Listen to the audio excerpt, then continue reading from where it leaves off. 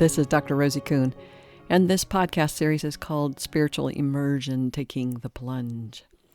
And the intention of this podcast series is not to scare you in thinking that you have to take the deep plunge into deep, hard work, but that the spiritual immersion is an incremental, and for most of us, it can be very incremental in our stages of development, in our stages of moving towards human spirit integration.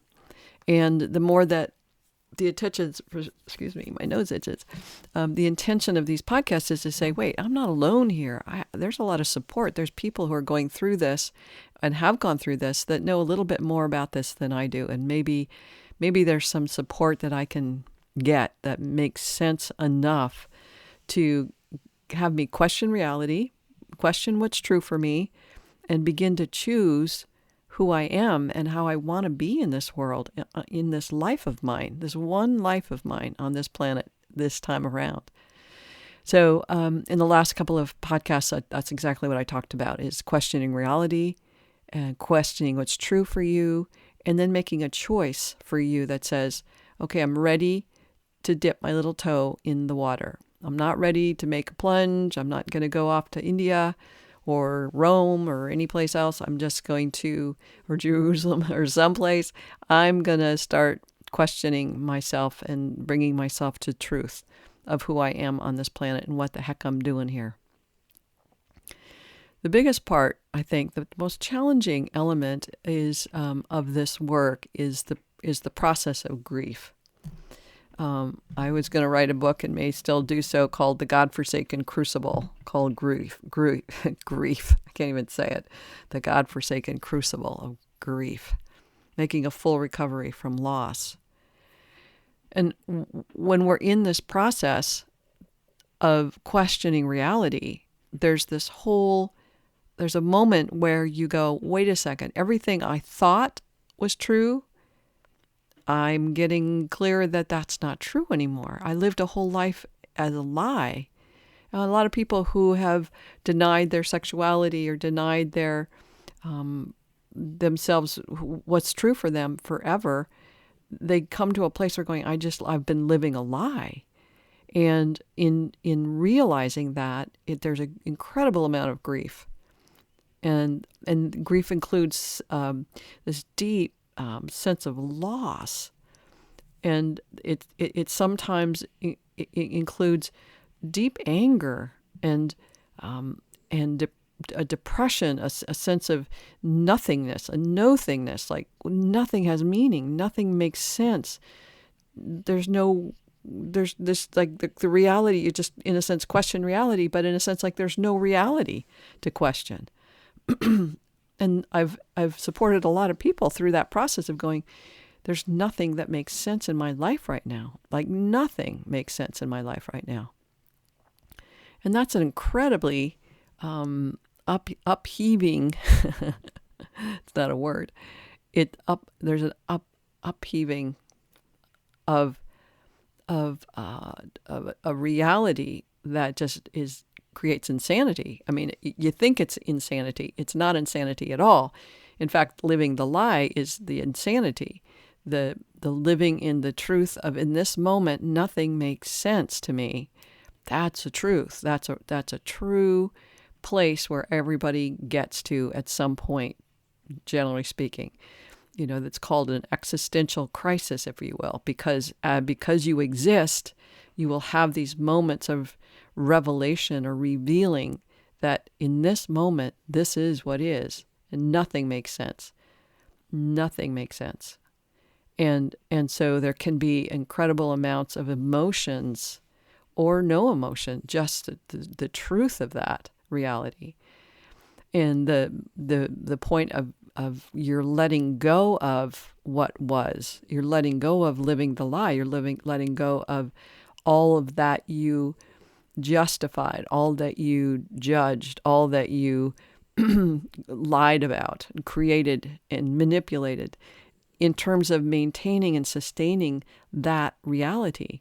And you did that not to be a bad person. You didn't do that because you're stupid. You didn't do that because you're anything but human, and you were trained and domesticated to think a certain way and believe that your way was wrong. Your way, as in the truth of you, was wrong.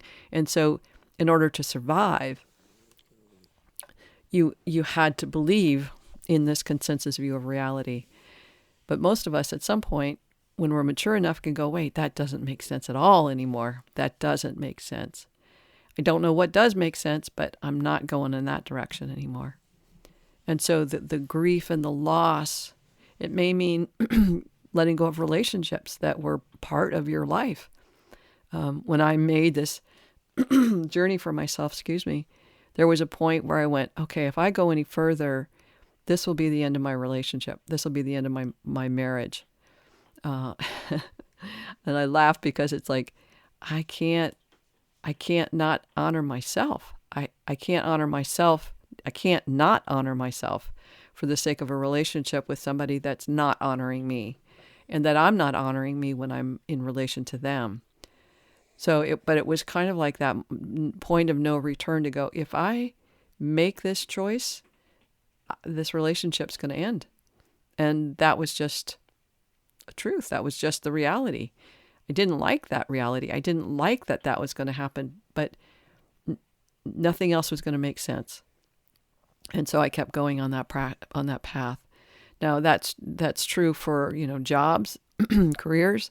It's true for a lot of things, and for people where they go, if I grow myself in this way, things are going to happen and change in my life, and I don't want that. And yet I want what I want. I want the truth. I want to live in my dignity. I want to live in my sovereignty. I want to live in my truth, my highest truth of who I am, and live in the potential of the greatness of who I already am and am becoming. And if I don't make that choice, then I'm settling, and I'll never know what capacity I have to live in the world. I have no capacity for what I bring in my gifts and services to the world, to other people, to my life, to other beings.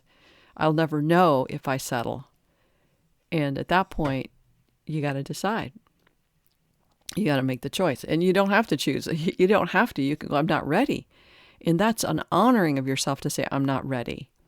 And just know you're not ready. I totally and completely respect you for acknowledging I'm not ready. And you will be some point at some time, but not now. And that's just good to know. So there can be grief in not being ready, right? It's like, I just so want that, but I'm not ready. And that can be really sad for you, and feel really bad. It's like, I should be ready. It's like, well, I don't know if you should be ready, but I know you're not ready because you tell me so. And that's that honoring place. That's the beginning. That's putting those little tendrils, little roots in the ground of empowerment to admit who you are and what's true for you. I am not ready right now. Or I am ready. And that's what this looks like. This is what it looks like in this moment. Those moments of truth for you, whether you're ready or not, begins to put those tendrils down of self-empowerment to acknowledge what's true. And this grief work is the letting go and letting go and letting go of what no longer serves you, what no longer makes sense to you, what no longer completes you, what no longer speaks to you. A lot of people are in jobs for lots of different reasons, and there's a point where they go, this just isn't working anymore. This is not feeding my soul. And right now, what's really important is that I begin to feed my soul.